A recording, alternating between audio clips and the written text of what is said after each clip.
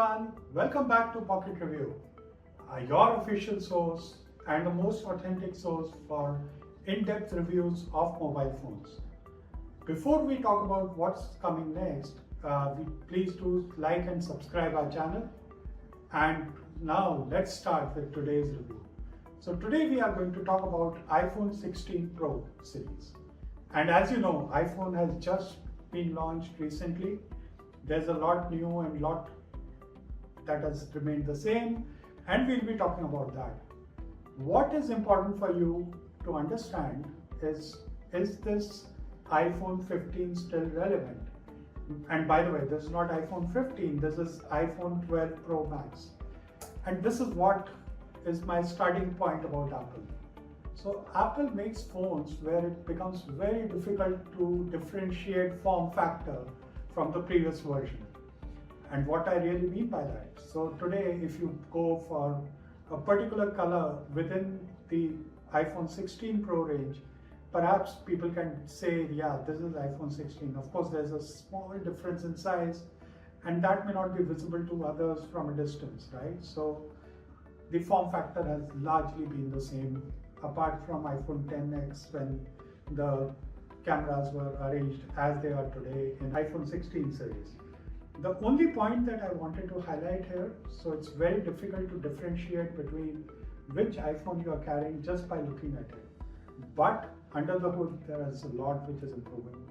Apple has been getting new processors, making phones more stronger with material, and getting features. And believe me, Apple is all about the way it implements the software in the system. So here we are talking about iPhone 16 Pro series.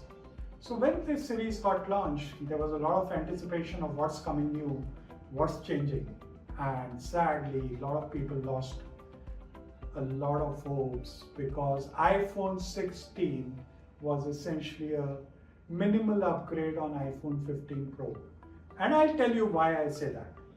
But here are the three most important changes that iPhone 16 is bringing to your. With iPhone 16 Pro, there's a camera control. This is also across the iPhone series, but I'm talking about the Pro series, so I'll stick to Pro. So there's a camera control. The phone provides haptic touch feedback on camera, which many manufacturers would have thought why we didn't think of it. But that's Apple for you. Apple goes to the minutest details of how user experience can be improved. And that brings a significant change. With this camera control, though I have not used it, but I'm pretty sure you will be able to use your camera controls much better, whether it's about the photo conditions, photo styles, the modes, and even zooming in and zooming out. So here is a new way of experiencing camera effortlessly, and it's positioned at the very right place for people so that they can really use that camera feature very efficiently.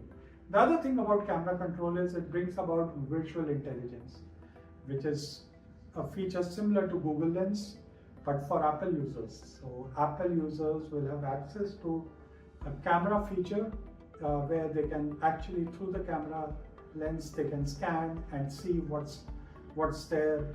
It could be a menu, it could be about a plant, it could be about an animal, and there are various other usages which would come. The second important thing about Apple camera has been the launch of 120 FPS 4K recording. That's going to significantly change the video experience. Apple showed a demo of it, we would have all seen. But the way that has got into the system, at some point of time, you'll be able to scale that video into an 8K as well. And that's what makes it exciting. The implementation of 120K is something that Apple has been able to get into very quickly. Another important feature which I wanted to talk about is the whole Apple intelligence. Now, are Apple phones intelligent from start? Perhaps if you are adventurous enough to venture into a beta, yes they are. Because with beta, Apple has launched some of the upgrades to the phone functionality and giving some intelligent features like a cleanup in images, providing auto text when you are typing, and also giving various text styles. But Apple Intelligence is supposed to be way broader than that. Has Apple reached that potential yet? And do we know what's coming? Perhaps no. Apple has been silent about it. But as knowing Apple, you can expect a lot more to come on intelligence. The big question there would be, is it going to be enough to keep you away from Apple's Series 17? Maybe not, because if Apple Series 17 launches with a different form factor and a different level of Apple Intelligence, there's no way people will be able to stay away from that phone.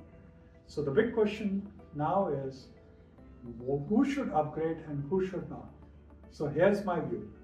People who are using iPhone 13, 14 and 15 series should probably skip 16 and wait for 17.